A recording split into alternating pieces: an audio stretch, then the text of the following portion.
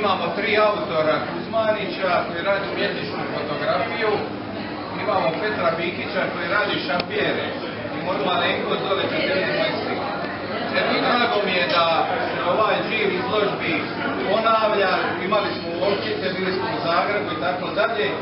I mislim da je ovaj ambijent super za izložbu, atmosferu i još ove delicije. I eto, toliko. Ovdje je vlasnik, zahvaljujući njemu, organizacija je za moj pojam 5. organizacija. Eto, tako da mi je drago da ste još jedan put došli. Izvolite ovdje malo koktel na početak, nešto popiti, imate nešto degustirati i onda ćemo lagano kasnije glazbu. Dobro, imate ovih za super. Drago mi je još jedan put da ste došli u ovoj kontroli.